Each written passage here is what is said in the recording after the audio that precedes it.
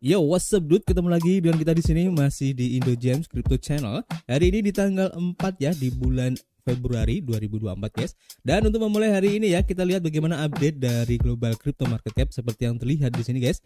Menunjukkan adanya penurunan ya, tipis di 0,64%. Begitu juga untuk Fear and Greed Index, tampaknya masih belum ada perubahan yang signifikan ya. Masih di posisi 57 di area netral. Dan tentu saja ini adalah efek kontribusi dari Bitcoin dan juga teman-teman ngerumpinya di sini guys. Kalau kita lihat ya, dalam waktu 24 jam ke belakang, Bitcoin masih bisa dibilang belum ada perubahan yang signifikan, masih di 0,69% untuk perubahan hari ini ya. Kemudian untuk Ethereum juga sama, merah di 0,8%, untuk BNB di 0,98% dan untuk Solana di 3,07% guys. Dan kalau kita lihat di sini tampaknya untuk pergerakan harga dari altcoin didominasi merah ya, dan perubahannya antara 1-2% aja, meskipun ada yang 5, ada yang 4 ya, tapi tidak terlalu banyak guys. Kemudian kalau kita lihat ya di sini untuk perubahan yang terjadi dari pergerakan harga Bitcoin terlihat di sini guys, masih bisa dibilang sideways ya.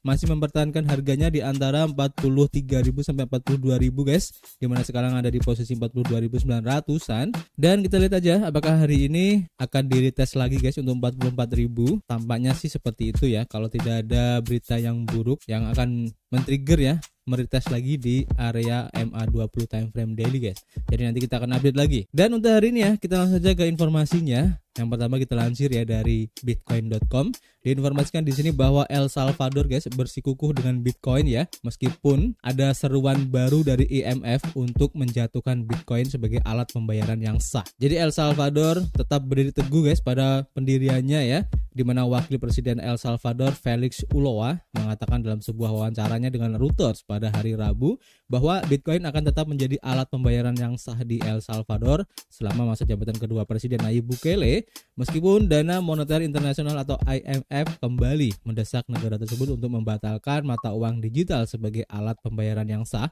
selama negosiasi untuk mendapatkan pinjaman senilai 1 miliar dolar guys. Dan pemilihan umum akan diadakan di El Salvador pada tanggal 4 Februari untuk memilih presiden, wakil presiden dan semua 60 anggota dewan legislatif. Ulloa menegaskan ya bahwa pemerintah El Salvador tidak berniat untuk membalikan keputusannya yang menjadikan Bitcoin sebagai alat pembayaran yang sah. Dia mencatat bahwa persetujuan baru-baru ini di atas dana yang diperdagangkan di bursa Bitcoin ya, ETF, oleh Komisi Sekuritas dan Bursa Amerika Serikat SEC hanya memperkuat tekadnya guys. Dan pada September 2021, El Salvador menjadi negara pertama di dunia yang menetapkan Bitcoin sebagai alat pembayaran yang sah di samping dolar Amerika Serikat. IMF telah berulang kali ya mendesak El Salvador untuk mempertimbangkan kembali Bitcoin sebagai alat pembayarannya ya.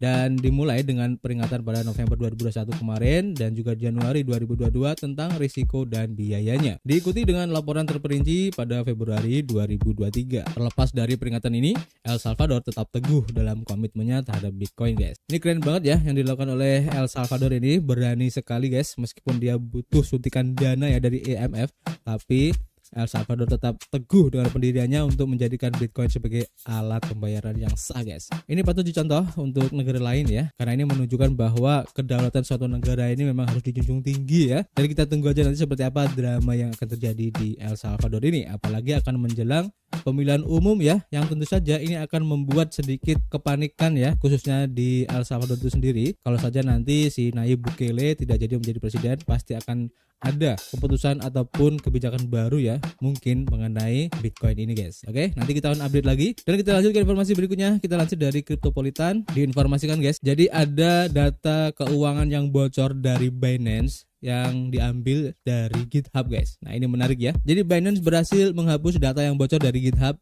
dan data yang bocor tersebut mencakup berbagai detail teknis seperti kode yang terkait dengan langkah-langkah keamanan Binance. Khususnya ini termasuk informasi tentang kata sandi dan implementasi autentikasi multifaktor. Aspek penting dari kode yang terpapar berkaitan dengan sistem yang ditandai sebagai prod, yang menunjukkan koneksi ke situs live Binance daripada lingkungan pengembangan atau demonstrasi guys. Situasi ini terungkap ketika 404 Media menghubungi Binance pada tanggal 5 Januari 2024 dan memberitahukan bursa tersebut tentang data yang bocor. Selanjutnya, Binance merespon dengan mengirimkan permintaan penghapusan hak cipta ke GitHub. Dalam permintaan ini, Binance mengakui bahwa materi yang bocor berisi kode internal yang menimbulkan risiko signifikan terhadap bursa tersebut dan menyebabkan kerugian finansial yang parah dan potensi kebingungan atau bahaya bagi penggunanya, guys. Terlepas dari pengakuan kebocoran tersebut ya, Binance berusaha meyakinkan basis penggunanya melalui juru bicaranya, yaitu yang menyatakan bahwa tim keamanan Binance telah menilai situasi dan menyimpulkan bahwa kode yang bocor tidak menyerupai kode yang saat ini sedang diproduksi,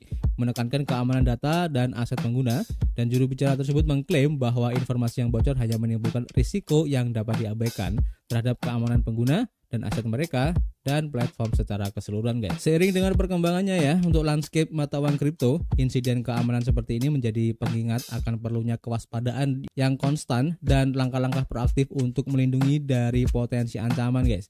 Di mana pengguna juga memainkan peran penting dalam meningkatkan keamanan mereka dalam dunia mata uang kripto. Menerapkan praktik-praktik seperti mengaktifkan autentifikasi 2 faktor dan memperbarui kata sandi secara teratur dapat berkontribusi pada pengalaman pengguna yang lebih aman, guys. Jadi kita tunggu aja, guys, kira-kira gimana langkah yang akan dilakukan oleh Binance ini untuk menanggulangi masalah ini ya. Nanti kita akan update lagi. Dan masih ya, kita lansir dari Harian Kriptopolitan, di mana di sini diinformasikan ya bahwa Facebook, Instagram ini akan mempertimbangkan untuk iklan spot Bitcoin ETF, guys. Nah, ini bisa dibilang sebagai efek ya dari Google kemarin ya, yang membuat aturan baru mengenai kripto, guys. Dan seperti yang kalian tahu bahwa Facebook dan juga Instagram ini merupakan anak perusahaan dari Google itu sendiri, guys. Jadi raksasa Facebook dan juga Instagram dilaporkan sedang mempertimbangkan untuk memasukkan iklan ETF Bitcoin Spot di platform mereka. Dan langkah potensial ini yang diisyaratkan oleh Presiden ETF StoreNet Garasi dan didukung lebih lanjut oleh anggukan dari penyesuaian kebijakan Alphabet baru-baru ini menandakan pergeseran seismik dalam cara investasi cryptocurrency, khususnya ETF Bitcoin yang diposisikan di media arus utama ya. Dan ini bukan hanya tentang memperluas jejak digital, ini tentang memanfaatkan demografi yang secara tradisional berada di pinggiran hiruk-pikuk kripto. Dengan SEC yang memberikan lampu hijau untuk ETF Bitcoin di Amerika Serikat ini ya, tentu saja akan membuka pintu gerbang ya secara lebar bagi manajer aset untuk menggait generasi yang menjadi saksi fajar era digital tetapi tetap berada di sela-sela revolusi mata uang kripto. Potensi dukungan iklan ETF Bitcoin oleh Facebook dan juga Instagram ini bukan hanya bukti penerimaan mata uang kripto yang semakin meningkat ya dalam wacana keuangan arus utama. Ini adalah pengubah permainan, guys, untuk bagaimana kendaraan investasi ini dipasarkan. Alphabet memimpin dengan memberikan lampu hijau untuk iklan semacam itu di Google Searching dan YouTube adalah langkah pertama yang signifikan, tetapi penyertaan Facebook dan Instagram dapat melambungkan ETF Bitcoin ke dalam stratosfer media sosial, menjangkau audiens yang sangat luas dan beragam, guys. Jadi kita tunggu aja seperti apa, guys, implementasi ya dari periklanan seputar ETF Bitcoin ini di Instagram dan juga Facebook ya. Ini cukup menarik untuk diikuti dan tentu saja ini akan membuat semakin luas ya dan semakin gampang orang-orang untuk mengenal Bitcoin itu seperti apa, guys. Dan ini cukup menarik ya. Dan kita tunggu aja efeknya seperti apa untuk Bitcoin itu juga. Selanjutnya kita lansir ya dari harianbitcoin.com, diinformasikan di sini, guys, bahwa Polygon Labs akhirnya memangkas jumlah staf hingga 19%, guys. Yang alasannya demi peningkatan kinerja. Polygon Labs akan memberhentikan 60 karyawan dalam upaya untuk kembali ke kualitas eksekusi inti. Polygon Labs telah mengumumkan pengurangan jumlah karyawan sebanyak 60 orang atau sekitar 19% dari total karyawannya. Dan keputusan ini diungkapkan dalam sebuah postingan RNC di X oleh CEO Mark Boyron pada hari Kamis kemarin, guys. Boyron menguraikan ya alasan strategis di balik pemutusan hubungan kerja tersebut dengan mengaitkannya pada kebutuhan akan tim yang lebih ramping dan gesit yang mampu melaksanakan proyek-proyek ambisius dengan presisi, guys. Terlepas dari sulitnya keputusan tersebut ya, Boyron meyakinkan bahwa keputusan ini diambil untuk meningkatkan kinerja operasional perusahaan dan bukan untuk memangkas keuangan. Klasifikasi ini muncul di tengah-tengah tren industri yang lebih luas di mana perusahaan-perusahaan mengevaluasi kembali tenaga kerja mereka dalam menanggapi dinamika pasar, guys. Karyawan yang terkena dampak telah diberitahu hari ini dengan kesempatan untuk berdiskusi dengan para pemimpin senior yang berjanji untuk menjawab setiap kekhawatiran dan pertanyaan. Dan Byron menyampaikan rasa terima kasih yang tulus kepada para staf yang telah meninggalkan perusahaan